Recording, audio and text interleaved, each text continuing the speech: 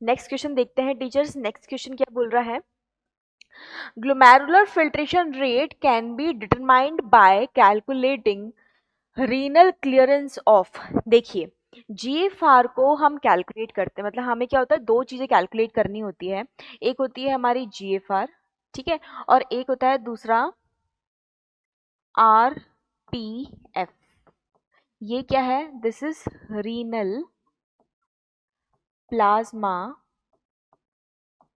Flow, ठीक है। और जीएफआर तो आपको पता ही है, ग्लोमेरुलर फिल्ट्रेशन रेट। अब यदि हम क्या बोल रहे हैं कि यदि हम जीएफआर की बात करें तो जीएफआर आपको पता है कितना होता है, ये ऑलमोस्ट 125 मिलीलीटर पर मिनट, है ना। ये हमारा जीएफआर की वैल्यू होती है। और यदि हम आरपीएफ की बात करें तो आरपीएफ होता है हमारा 650 ml पर मिनट। This is are renal plasma flow, renal plasma flow, and this is GFR, ठीक।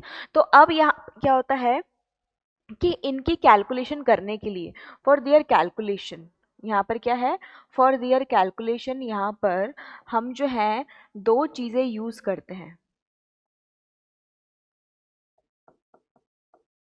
यहाँ पर हम दो चीजें यूज करते हैं। एक है हमारे पास में इन्युलिन, ठीक है, और एक है हमारे पास para amino hippuric acid, this one, ठीक है। ये दोनों चीज़ें हम यूज़ करते हैं, और ये दोनों सब्सटेंस यूज़ करने के पीछे रीज़न क्या है, ये दोनों जो है ऑलमोस्ट कंप्लीटली फिल्टर कर दिए जाते हैं ब्लड से, है ना। इनका ऑलमोस्ट कंप्लीटली रिमूवल हो जाएगा ब्लड से। तो यहाँ पे मैं लिख देती हूँ क्यों हम इनको यूज़ कर रहे हैं, वाई। यहाँ पे यदि हम वाई की बात करें, यहाँ पर यदि हम किसकी बात करें, वाई की बात करें कि हम इन्हें क्यों यूज़ कर रहे हैं, है ना, क्यों यूज़ कर रहे हैं, तो इसका रीज़न क्या हो जाएगा, these are almost completely filtered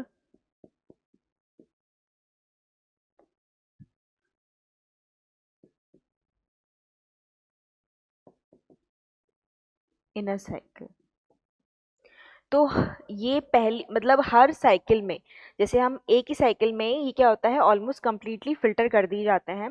तो इससे इन अ साइकिल हम वर्ड हटा देते हैं। वैसे तो एक ये कंफ्यूज करेगा आपको। मतलब हम क्या करें, जैसे मान लीजिए ब्लड में हमने इन्युलिन को डाला, तो ये जो इन्युलिन या पीएएच है ये क्या करेगा, ब्लड से कंप्लीटली फिल्टर आउट हो जाएगा।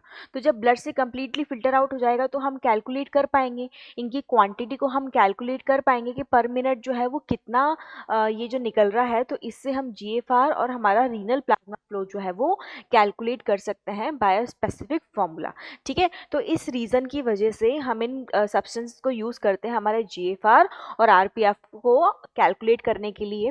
तो यहाँ पे अमोनिया तो नहीं आएगा, इन्युलिन आएगा और पीएएचए भी आएगा, यूरिया भी नहीं आएगा। तो हमारे यहाँ पे बी एंड सी दोनों ऑप्शन करेक्ट हो जाएंगे, ठीक है। एनसीईआरटी में नहीं है, क्वेश्चन का लेवल मीडियम लेवल यहाँ पे हम डालते हैं, ठीक है।